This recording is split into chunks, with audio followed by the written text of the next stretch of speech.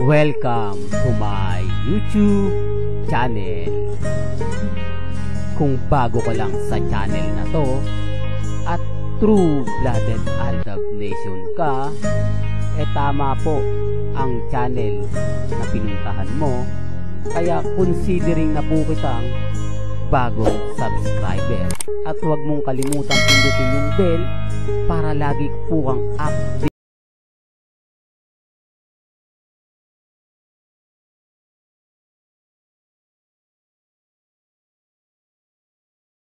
Welcome back mga kaaldab. Ito na naman po ang inyong lingkod, si Mr. Destiny. At syempre magbibigay na naman tayo ng pinakamainit na update po ngayon sa social media. Ito yung pinaka-latest na mga kaganapan po kina Maine Polkerson at Richard Polkerson. Diba? Sabi ko nga po sa inyo, may mga bagay-bagay po na nakakatuwa at syempre masaya po tayo. Di po ba? Na may she was thinking I know what I wanna see. Bust that pussy open, then I tell her bring it back. Bust that pussy open, then I tell her bring it back. Polkerson, issue na naman yan. Mr. Destiny, ayaw mo talagang tumigil, no? Talagang pinararamdam mo yung mga bagay-bagay o yung punto na kumbaga wala namang katotohanan. Ako, sa totoo lang po mga kaaldab, yung mga sinasabi natin at pinapaliwanag, depende na lang po ito sa sitwasyon. Depende na lang po ito sa mga nagaganap at nangyayari. Di po ba? Ang daming mga kwento, ang daming mga kumbaga sinasabi ng iba, naku hindi Mr. Destiny, kumbaga fake news ka. Ang daming mga ganito, ang daming mga ganyan, ang daming etc. Di po ba?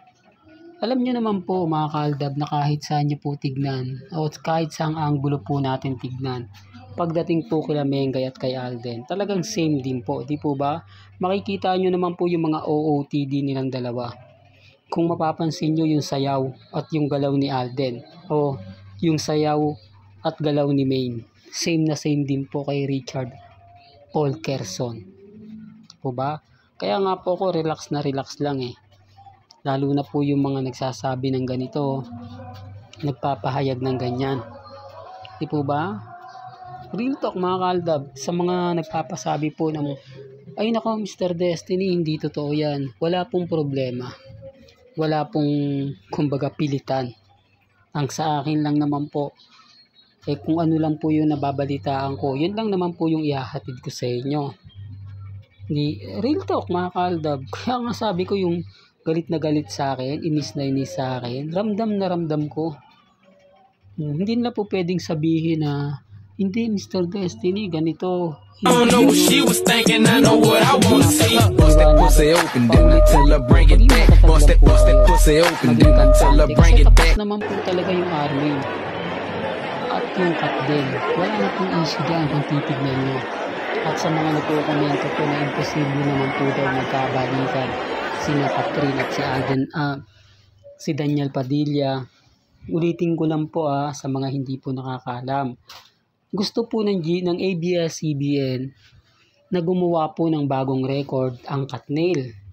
Dahil yung kinita po talaga naman nila sa Hello Love Again, kumbaga collaboration. Hindi lahat ng pera na pumasok sa Hello Love Goodbye o Hello Love Again sa ABS-CBN. Hindi po, tatlo po yung pinaghatian nila. Po ba?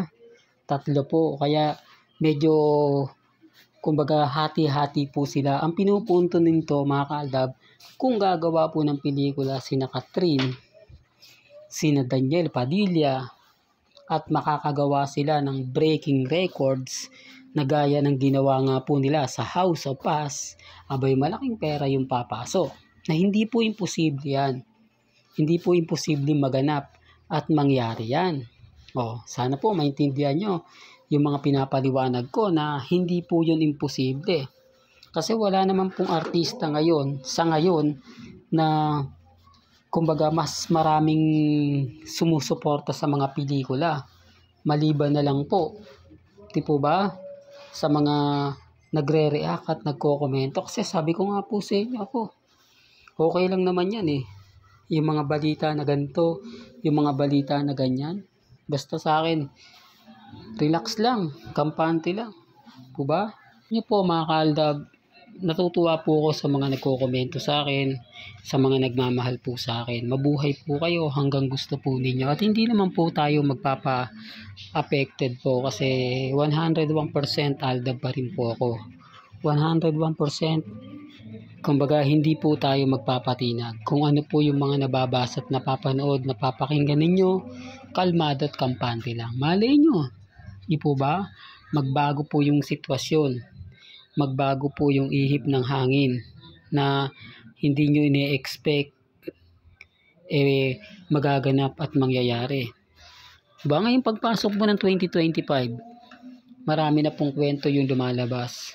Marami na pong haka-haka ang mga sinasabi po nila na wala na pong aldab, never pong gagawa ng pelikula.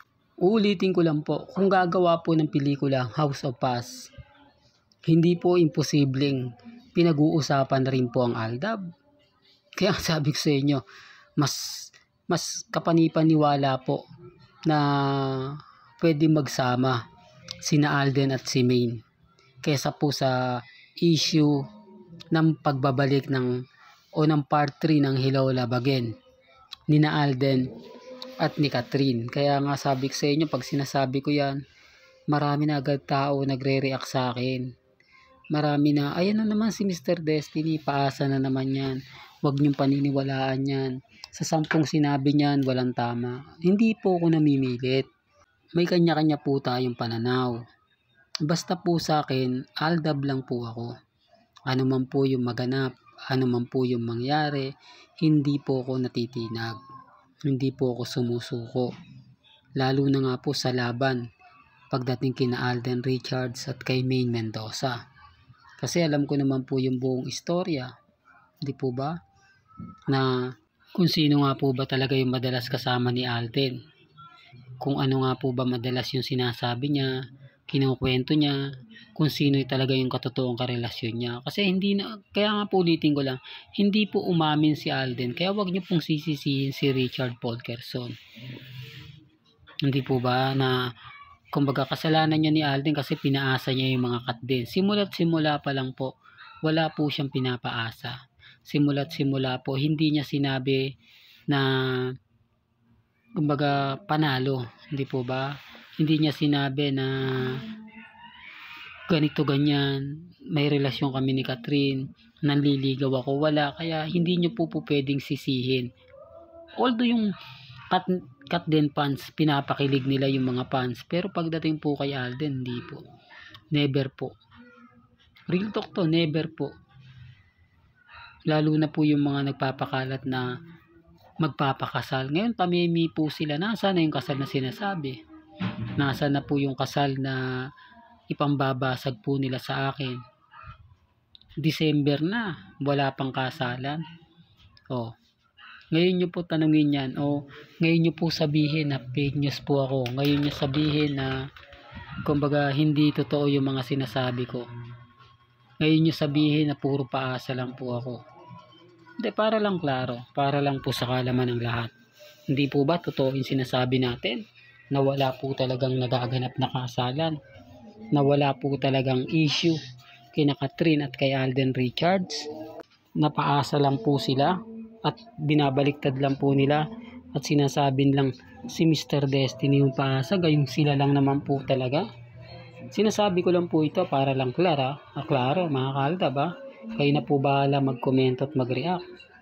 Lalo na po ngayon, naramdam natin ang presensya ni na Alden Richards at ni Maine Polkerson. Walang ganito na lang po ang ating latest updates. Kaya kung gusto nyo pa po ng pinaka-latest at sariwang update, abay tumutok lang po kayo dito po sa channel ni Mr. Destiny para updated po kayo sa mga latest at sa mga bagong video po na ilalabas po natin maya-maya lang.